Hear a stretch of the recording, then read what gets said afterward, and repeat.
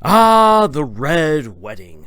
The scene that's shocked audiences around the world. Whether you have read it or watched it, it is one of the most horrifying things that you have ever seen. Not because it is scary, but because this is the moment that truly showed that anything could happen in the story of A Song of Ice and Fire. That Game of Thrones was not messing around.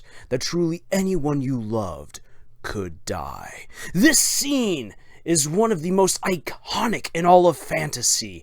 And honestly, it is one of the best scenes that George R. R. Martin has ever done. It's quite simply beautiful in its own grotesque way. And you want to know what? George R. R. Martin screwed it up by trying to replicate it again in A Dance with Dragons. And this is my rant today. You only get one Red Wedding. Hi there everyone, Lars here with another Writer's Rant brought to you by Camille's Harem. Not just a podcast for novice writers by novice writers, but also a YouTube channel by novice writers for novice writers. Because writing is an adventure, it's more fun with friends. And you might be asking yourself, okay Lars, what exactly do you mean by this? That you only get one Red Wedding? And how exactly did George R. R. Martin screw up what is arguably one of the most iconic scenes in modern fantasy? Because when I look back at it, it's pretty awesome. Well, that's because the Red Wedding itself is. It is wonderfully set up. All of the characters are meticulously put properly into their place. This event has been foreshadowed, and when it is pulled off, even though you think that you knew it was coming, it still catches you off guard. It is just, this is excellent writing.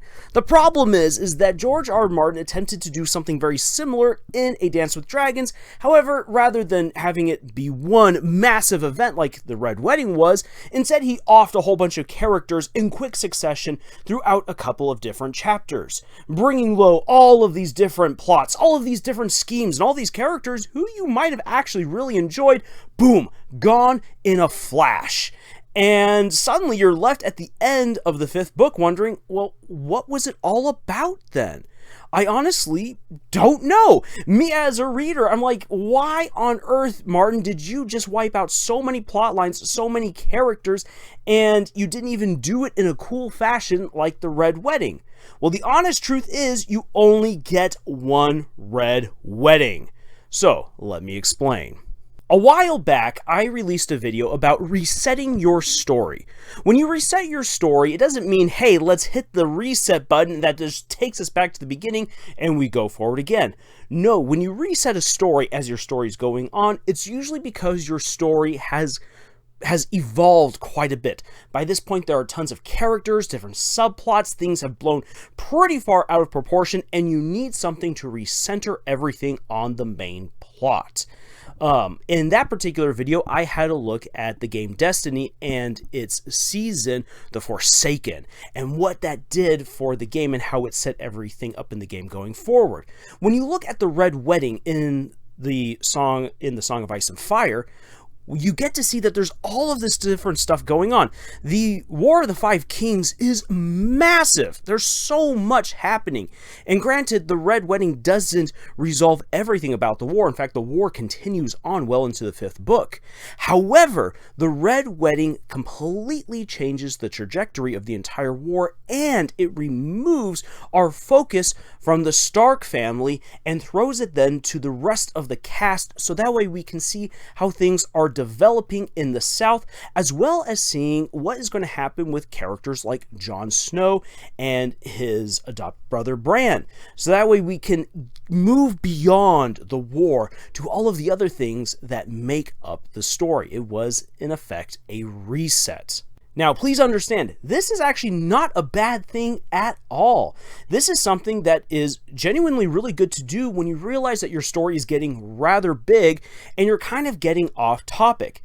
Now then, that doesn't mean that you've actually made a mistake. In fact, that usually, hopefully means that you've been expanding your world, that you have been showing how relevant the actions of your main cast are to the world of your story. You've been able to bring in all of these other characters, all of their stories, and it's just gotten big. It's gotten big because it's gotten good, at least hopefully so. And this reset moment is one that's done to realign ourselves with the main plot. You don't actually have to kill off a bunch of characters. You can do something where it's like, okay, you see everything that's going on over here? Let me wrap that up. I want to wrap up this bundle of subplots so that way we can move back to what is really important. This happens all the time in the Wheel of Time series. And Robert Jordan doesn't really go for axing off his cast. If anything, Robert Jordan just lets his cast get too big, but then again, that's all to serve the final book. However, with George R. R. Martin, who is not afraid to kill off his characters, this works out really, really well. Once again, this goes to show that really, Ned Stark isn't just some shock and awe moment, but really that anyone can die within the series, and that your choices have massive consequences.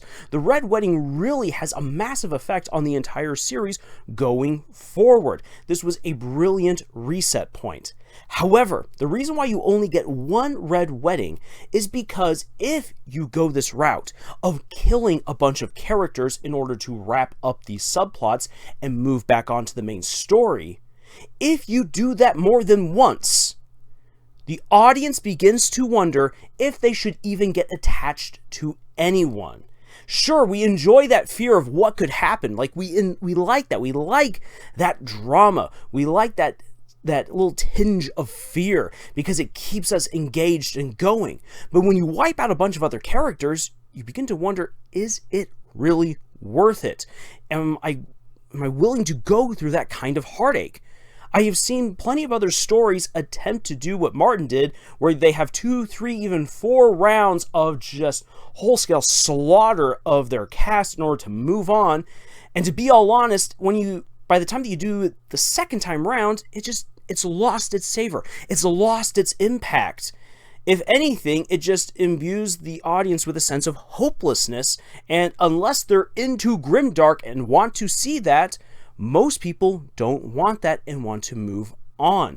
Usually you follow up a slaughterfest of a reset with a message of hope. Yeah, sure, the Red Wedding happened. Robb Stark is dead. Oh my gosh, the Starks have lost. But wait a second, Jon Snow is still alive, as well as his sisters. And what's happening with Bran? There are chances still for the Stark family to somehow come through this horrible disaster. And this is not to mention anything like Lady Stoneheart or anything else like that, like eek. But you want to give a certain sense of hope. I especially look to a series like Ruby. Ruby Volume 3 has very horrible deaths for main cast members.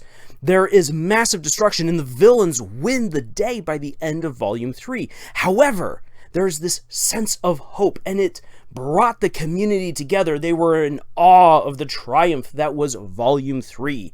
But in Volume 8, the writers attempted to do that again by having this culmination where important characters died, and oh my gosh, a city has fallen out of the sky and everything is horrible.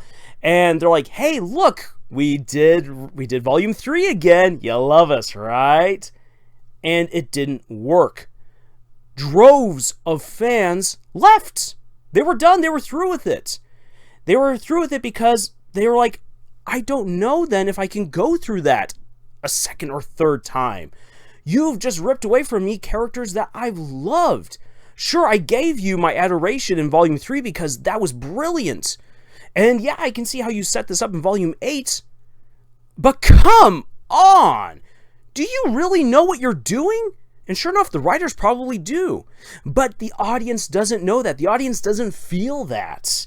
And the same thing has happened with Martin's books when you get to A Dance with Dragons. A lot of people are like, does this guy even know what he's doing? It's one of the things that fuels people's speculation that he will never finish his series.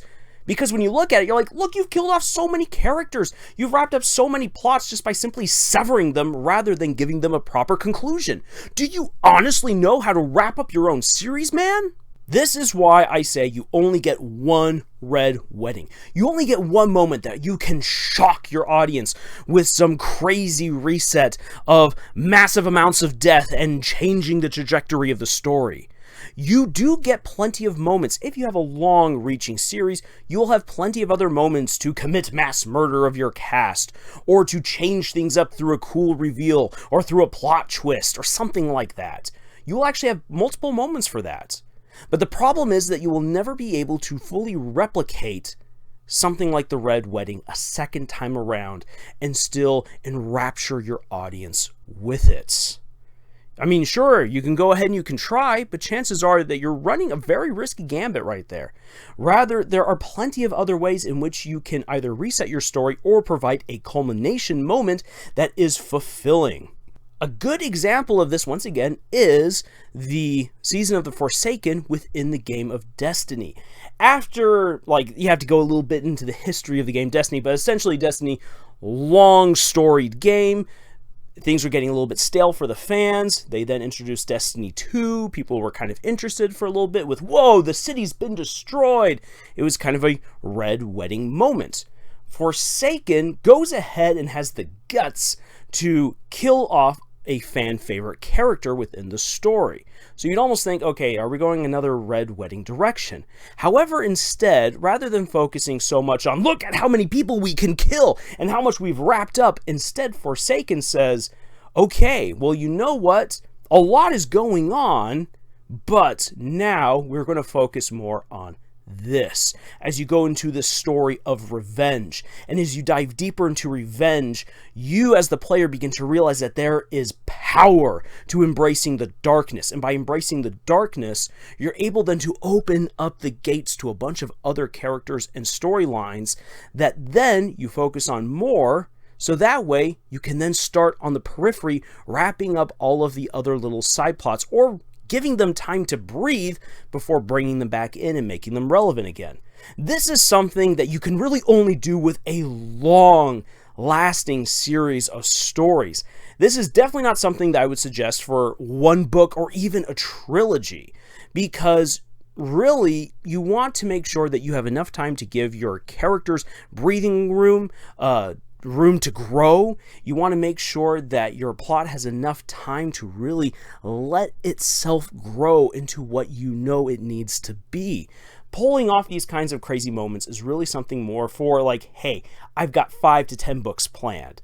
That's when you can consider this kind of stuff. So granted, this is advice that isn't necessarily for every writer, but for those of you who are thinking about making bigger stories, please remember, you only get one Red Wedding if you want to go that route. You will have plenty of twists, plenty of reveals, plenty of awesome, inspiring moments that just take your story to the next level. You want some great examples of that? Look at Fablehaven. Look at The Wheel of Time. Look at the Stormlight Archive. Those stories managed to pull off multiple reveals, multiple plot-changing moments in various ways that keep everything feeling alive and fresh. So, my last bit of advice is this.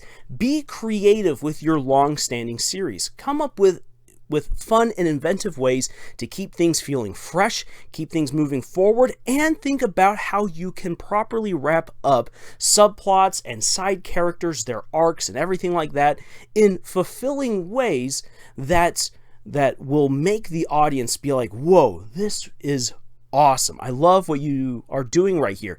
And sometimes, yeah, that means you're going to kill some people if that's the way you want to go.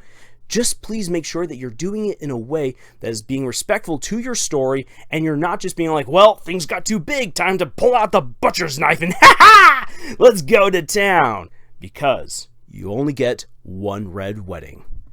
Alright, that's going to do it for me for this writer's rant. If you'd like to have any more writing advice, please feel free to check out our other videos here on the channel, or head on over to our podcast, Camille's Harem, where we have plenty of episodes there for you, where we dive deep into various stories, or into tropes, or into specific writing advice.